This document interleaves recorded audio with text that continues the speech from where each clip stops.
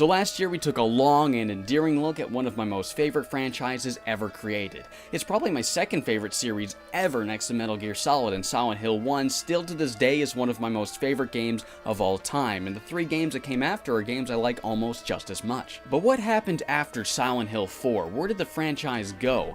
Well, as many of you probably already know, Team Silent, the developers behind this incredible franchise, left Konami to pursue bigger and better things. Some even went on to create the Siren series on PS2. So with the Silent Hill IP still in Konami's hands, of course they're going to hand it down to someone else to continue the franchise. It ended up in the hands of Climax Studios, the first Western developer to tackle the Silent Hill franchise. Well, it was originally in the hands of the Climax Studios in the UK, but after having difficulty working with the game engine, they handed it down to their studio in the United States. The result was Silent Hill Origins, the very first handheld entry into the series. Okay, well actually there is one portable entry into the Silent Hill franchise that does predate Origins, and it was on the Game Boy Advance of all things. Silent Hill, the play novel, released only in Japan for the Game Boy Advance. It was a visual novel version of Silent Hill 1, sporting heavily pixelated versions of the CG cutscenes and a butchered soundtrack thanks to the GBA's lousy sound chip. It would walk you through scenarios from Silent Hill 1 via text, and you would perform actions by selecting from a handful of options now and then. Like most multiple option visual novel games, it sports a handful of different endings, each one rewarding you with a digital trading card. You're able to view the trading cards from the title screen. You're also able to revisit each option from a map screen that'll show you the route in the story you've been taking. Just like the original game, it follows Harry Mason, though there is a scenario that follows Sybil Bennett. There were 3 additional scenarios featuring original characters for the game available for download via Konami download service. However, they didn't offer support for this for very long. Silent Hill the play novel was actually translated into English and ported to PC by fans, so if you ever want to check it out, it's a much easier and efficient way than, buying a copy. There's really nothing more to mention about it other than it exists. But I mean, when the hell would I ever get to talk about this game again? Why it exists? Well, that's beyond me. Why I have a copy of the damn thing? Well, I wanted to collect all of the Silent Hill games, and for the longest time, this was the only one I didn't own. Anyway, back to Silent Hill Origins. The game released in 2007, but like a lot of PSP games around that time, it was also ported to the PS2 because of the PSP's poor sales. For the sake of actually recording the game, this is the version of the game I'll be playing. So let's see how the very first Silent Hill game developed without its original creators holds up. Is it good? Is it bad? Let's find out. I think it's worth mentioning that this is the first time we've actually had a 3D rendered title screen. Games prior would have a static image with some filters, but here there's a lot more substance to it, and it's a nice change. Especially since last year when I reviewed the first 4 games, the only title screen I thought was neat in any way was Silent Hill 4's. Okay, so you remember how I didn't like that they removed the separate setting for puzzle difficulty in Silent Hill 4? Well, guess what? They removed difficulty setting altogether in Origins. There's one difficulty, take it or leave it.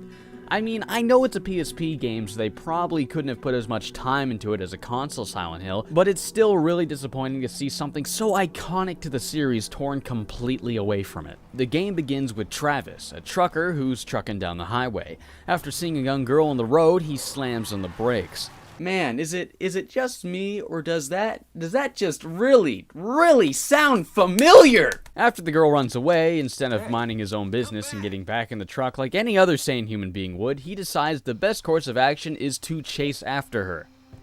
Wait a minute. Oh no. Great.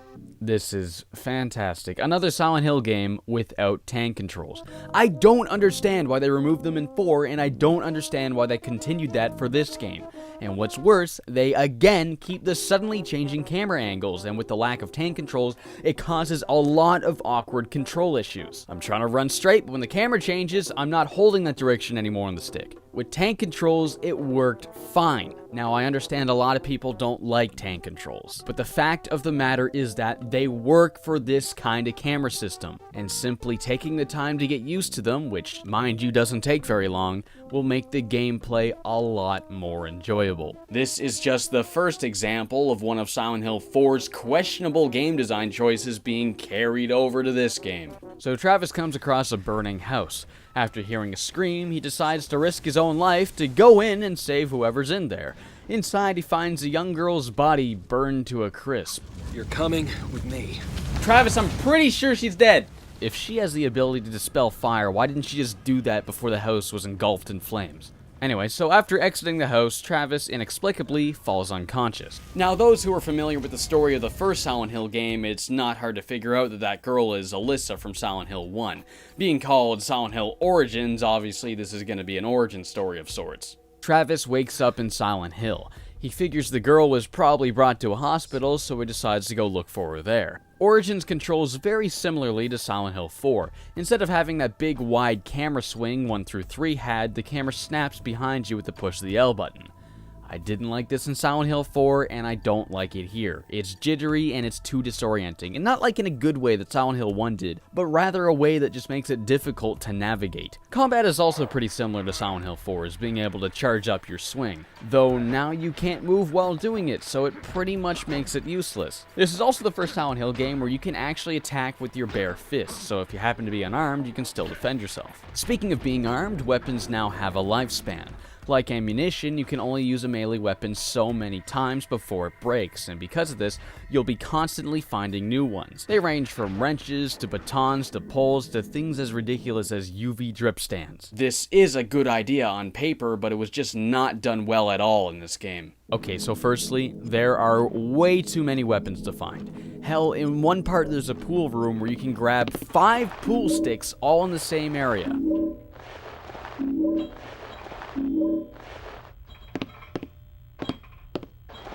By the end of the game, I had more melee weapons than I knew what to do with. Sure, they do break often, but not often enough to keep needing to search for more. That, and even using weapons in this game, is totally useless when your fists do the trick just as well. Okay, this is unlike any Silent Hill game prior, but attacking an enemy constantly will put them in a stun lock, so as long as you keep mashing the attack button, you'll be A-okay. This completely defeats the purpose of the survival gameplay Silent Hill's been known for. So see this hideous hellbeast creature? Yeah, it doesn't matter what it is. The best course of action will always be to pummel it with your own fists. As long as you keep holding the R button and mashing the X button, it cannot hurt you. No longer is there any considering whether or not you need to use some ammo. There's no dreading each encounter. There's no challenge whatsoever to surviving in this game. Oh yeah, and did I mention there's quick time events? Enemies can latch onto you, but as long as you push the buttons the game tells you to, you'll wriggle out completely unscathed. This is dumb. Okay, tell me. I want to know. I want to know. Who the hell thought it'd be a good idea to put QuickTime events in a Silent Hill game? Anyway, the combat blows. It defeats every reason it was the way it was when they first introduced it in Silent Hill 1. Giving the enemies long stun times after taking damage is completely what kills it. Anyway, enough about the combat, let's move on to the core gameplay Silent Hill has always been known for, exploration. Silent Hill Origins pans out similarly to Silent Hill 1 or 2. You find an area, explore it, finish it, and then head back to the town to search for the next. Rinse and repeat, and you've pretty much got yourself a Silent Hill game. The first level is a hospital. Well, I mean, you can't really have a Silent Hill game without hospitals now, can ya? Wait, the sexy nurses from Silent Hill 2 are back? Why? They were only in Silent Hill 2 because they represented James's repressed emotions. Travis's emotional backstory has nothing to do with a love interest, or women at all for that matter, so why the hell are sexy nurses in this game? This is the first example of a common trope I've noticed throughout the Western Silent Hill games. The idea of putting something in the game because it's iconic to the franchise, and not because it actually belongs. So, you explore the place, looking for a series of items that you use as keys to solve puzzles and, you know, typical Silent Hill stuff. What makes Origins different is how the Otherworld works. While exploring the building, you'll come across a number of mirrors. Using these mirrors, you can then access the Otherworld version of the building whenever you want. And again, we have another idea that sounded great on paper, but was not executed well at all.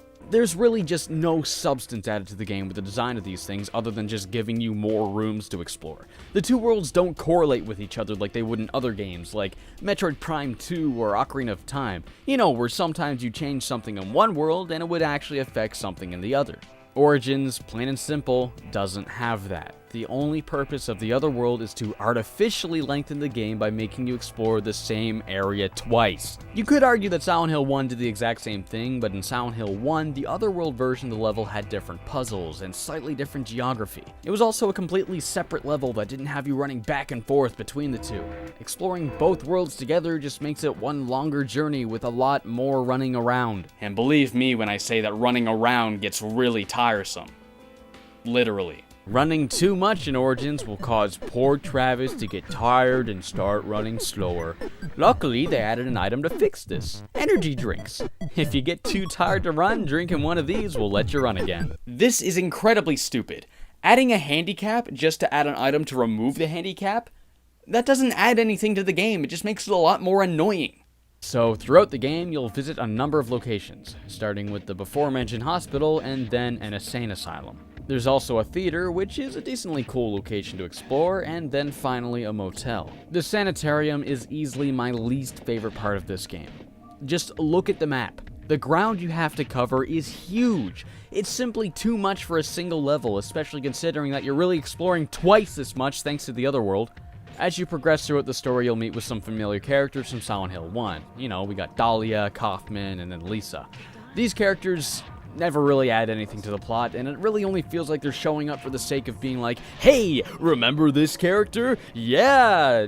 You know, just simply to remind you that this is a prequel to the original Silent Hill. Nothing in the story even really elaborates on what happened prior to Silent Hill 1. I mean, we already know Alyssa was split into two entities. We already know Kaufman had Lisa hooked on drugs. We already know about Dahlia's plot to get her child to birth God. Seeing it actually happen is just that. Seeing it happen. We already know it happened. Seeing it happen just doesn't really add anything. The only thing the story really has to offer is Travis, who actually has some decent bits of backstory involving his father. Unfortunately, it mostly takes a backseat in favor of explaining Alyssa's backstory. It almost makes me wish they ditched the whole Origins concept and just elaborated more on Travis's character.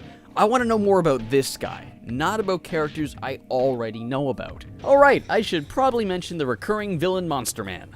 Occasionally, you'll run into this guy, the Butcher. He really doesn't serve anything to the plot other than being a Pyramid Head equivalent for the sake of having a Pyramid Head equivalent. The final fight with him is also super anticlimactic. It also doesn't really help that he is an idiot.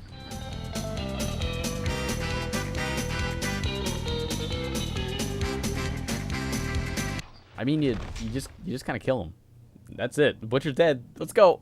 Okay, one big thing I noticed about this game is the rooms. The rooms are too big. In previous Silent Hill games, hallways were cramped, and that made it hard to get around enemies safely. Silent Hill Origins favors much wider areas, which gives you tons of room to run away and freely escape monsters. It's just another design choice that makes the game way too easy. Okay, so if there is one thing Origins actually has going for it, it's the puzzles.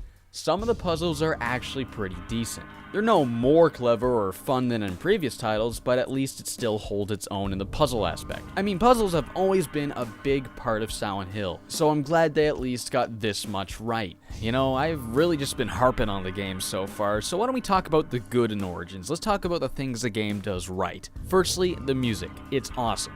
It's written and performed by the series veteran Akira Yamaoka. The music is really well done, and it's definitely up to Silent Hill standards. And just like previous games, the music is made using instruments that give a vibe related to the character we're playing as. So in this case, we got a trucker vibe with, you know, heavy bass and guitars, and it fits the character really well. Origins also follows Silent Hill tradition by having multiple endings. It goes a Silent Hill 3 route of having one standard ending for your first playthrough and a second alternate ending for your New Game Plus, giving you meet the requirements of killing so many enemies. And what's a Silent Hill game without the UFO ending? Silent Hill 4 was the first game not to feature a UFO ending, so it's really cool to see them bring it back for this game. Origins also has a decent replay value with a New Game Plus mode that features unlockable costumes, weapons, and the before-mentioned extra endings. It also sports a slightly shorter length than most games this series, which fits the handheld well. Now, these things are nice, and I really do appreciate them being in the game after they were absent in Silent Hill 4, but in brutal honesty, I just don't feel they make up for the game's shortcomings. There's really not much else to say about Origins. It's exactly what it looks like. A different studio looked at a Silent Hill game and tried to make a Silent Hill game. It adds nothing new to the table, and not only that, but it keeps all of the poor design choices of Silent Hill 4 without keeping any of the good design choices of Silent Hill 4. Oh yeah, and I completely forgot to talk about the scare factor. Probably because there is none. Silent Hill Origins, plain and simple, isn't scary. It lacks absolutely everything that made prior Silent Hill games scary. Since enemies are easy, you no longer dread encountering them. Now, Silent Hill 4 also had these issues, but it compensated for them by finding other ways to make the game scary. They introduced enemies with genuinely terrifying character designs that couldn't be killed and would chase you relentlessly, or the ingenious use of hauntings in your apartment. Origins doesn't compensate. It doesn't have anything to make up for it, and because of that, it fails to be scary in any way. Sure, the game's dark and rusty and bloody sometimes, but this game really goes to show that it takes a lot more than darkness and some bloody walls to make a game scary. Overall, it's just such a whatever game. I mean, I guess it's okay for a PSP game, a handheld Silent Hill, but I don't know. I didn't really enjoy it. I didn't really have a fun time playing it. It's certainly not an awful game by any means, but I guess I just expect so much more from a Silent Hill game. It just reeks so much of an unfamiliar developer trying to follow a formula they just didn't understand well enough. Now, I'm not trying to say the game's completely unlikable. I mean, I'm sure there's lots of people out there that enjoy this game, and I don't blame them. It's not bad, but personally I just found it really boring. It's just way too easy, it lacks the survival gameplay, the horror gameplay, and it just doesn't have the story of Silent Hill that I find interesting in any way whatsoever. All in all, I can't really completely recommend Silent Hill Origins, especially when there's 4 preceding titles in the franchise that do everything this game wants to be so much better. There's really no reason to play this game when you could be playing those games instead. I'm sorry, but I'm gonna have to give Silent Hill Origins a thumbs down. Alright, so what's next on the list here? Silent Hill Homecoming. Well, hopefully it'll be a little less stale than Silent Hill Origins was. Thanks for watching so much. I hope you tune in next week for the rest of Silent Hill Marathon, because we're gonna be taking a look at Silent Hill Homecoming for the Xbox 360 and PS3. Maybe it'll breathe some new HD life into the franchise, who knows? We'll find out next week. See you then.